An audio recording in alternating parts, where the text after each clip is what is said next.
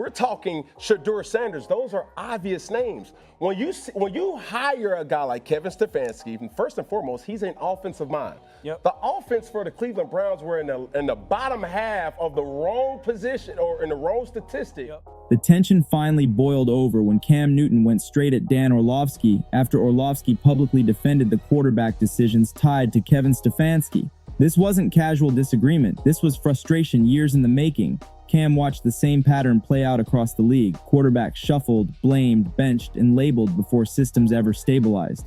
When Orlovsky stepped up to justify Cleveland's QB chaos as necessary evaluation, Cam saw it as a familiar excuse used to protect coaching decisions instead of owning results. I think warming up, and I felt it throughout individuals, so took a look at it. If it's a right guard, you can play through that. When it's a quarterback, you kind of need that muscle to throw. So unfortunately, I'm going to put him down for a little bit here. We'll treat it day to day and see how he responds, but I want to be smart because he's a thrower, so you can't push it. The spark came after Stefanski was dismissed by the Cleveland Browns, and Orlovsky doubled down, arguing the QB rotation was never the issue. That's when Cam went off. He broke down how instability kills confidence, how play calling inconsistency turns reads into guesses, and how young quarterbacks get buried under moving goalposts. Cam's tone was sharp, but the message was surgical. He pointed out how analysts often speak from a broadcast booth, not a huddle, missing how rhythm and trust matter more than chalkboard theory. Cam emphasized that quarterbacks don't fail in a vacuum. They fail when protection schemes change weekly, when reads aren't married to root concepts, and when leadership lacks a clear plan.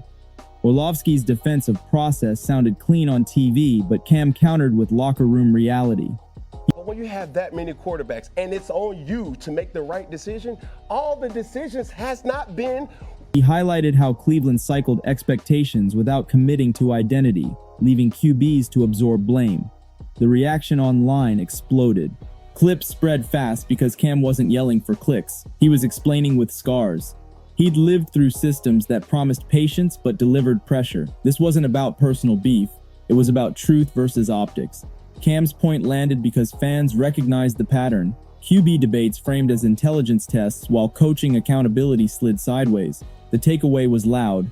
Defending decisions after failure doesn't make them right. It just protects the narrative. And Cam wasn't having it. Orlovsky's comments didn't exist in isolation. They landed in a league already fed up with quarterback whiplash. Analysts often frame QB decisions as chess moves while ignoring the human cost. Conducive to what we need to do. 13 different quarterbacks. I don't care what the name on the back of their jersey says. That has to be said to something. When you have guys in this league. Did you want to? Well, he's developed young players, maybe not young quarterback. Which young quarterback did you want him to develop? The ones that's on your roster. The ones that you went out and drafted. The ones that you have to go out and win with or put your team in the position to win. We're talking Dylan Gabriel. We're talking Shedeur Sanders. Those are Cam zeroed in on that gap. He explained how public defenses of coaching choices can quietly rewrite history, turning mismanagement into development and indecision into evaluation. The nerve Orlovsky hit wasn't about loyalty to Stefanski, it was about excusing instability. Cam broke down how quarterbacks need continuity to process defenses at NFL speed. When protections change, footwork changes. When footwork changes, timing breaks.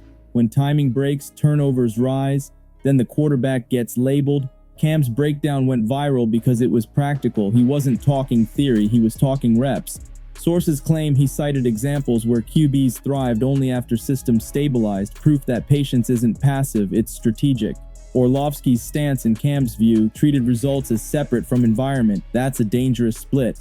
Fans noticed the contrast, one voice defending decisions with words, the other dissecting consequences with experience. And then suddenly you throw him into the start lineup, and he hasn't had any reps with the first team at all.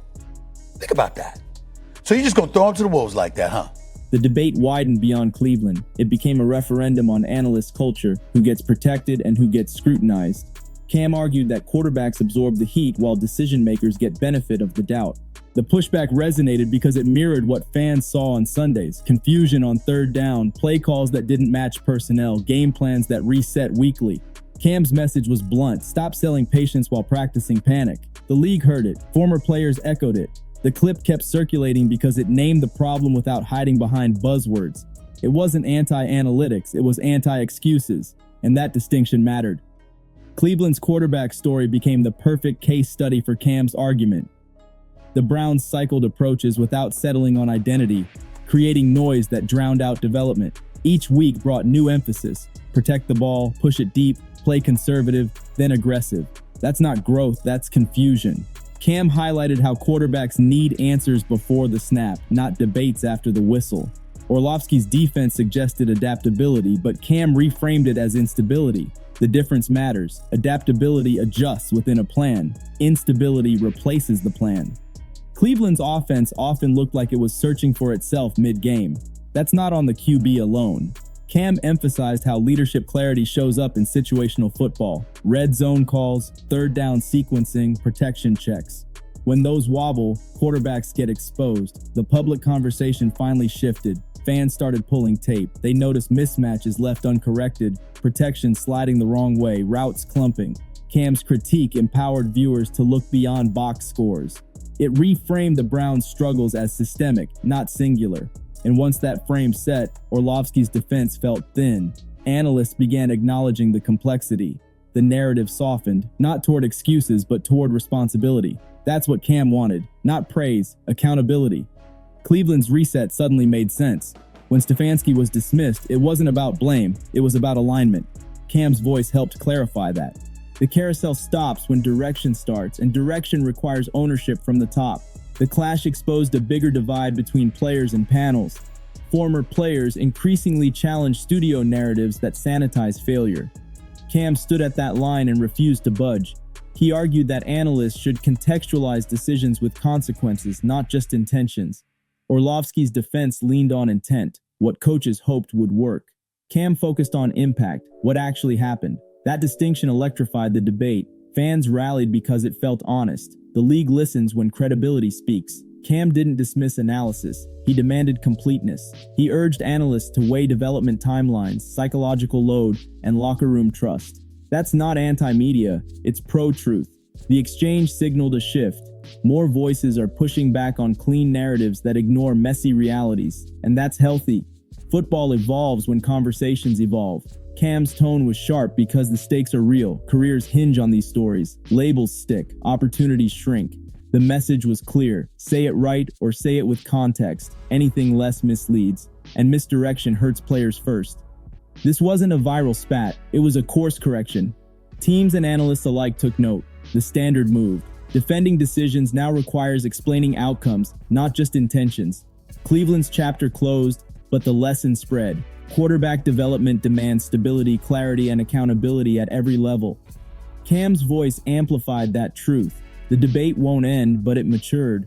Fans learned to ask better questions. Analysts adjusted language. Coaches felt the pressure to align plans with practice. That's progress. As the league moves forward, moments like this recalibrate power, bringing lived experience back into analysis. That's good for the game. It sharpens coverage and protects development. The fallout from Cam Newton calling out analyst narratives didn't stop with one debate.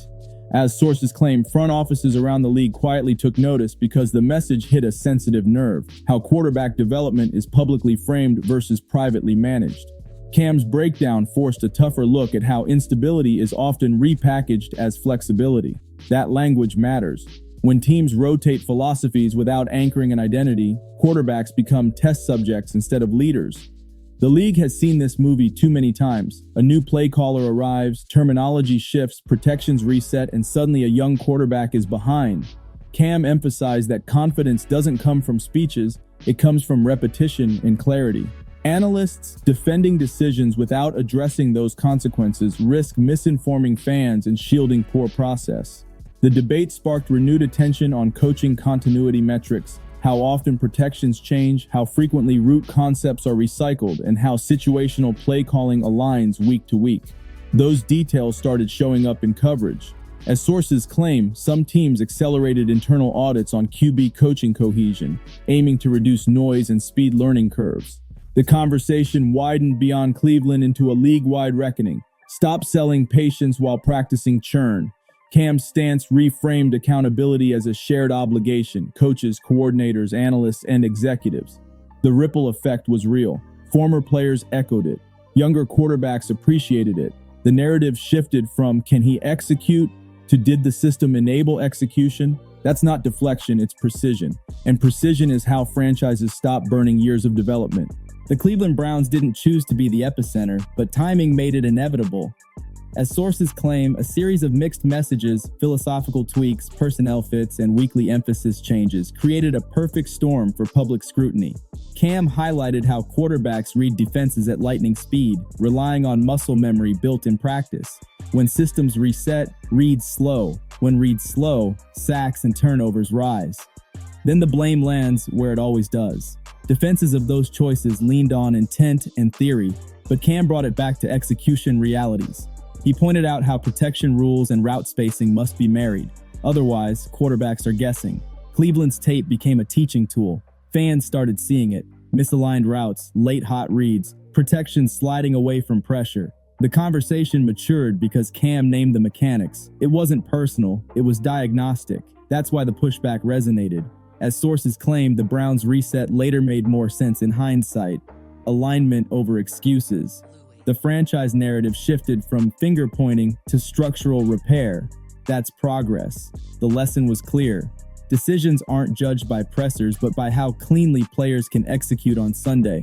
And when execution looks chaotic, the system deserves as much scrutiny as the quarterback.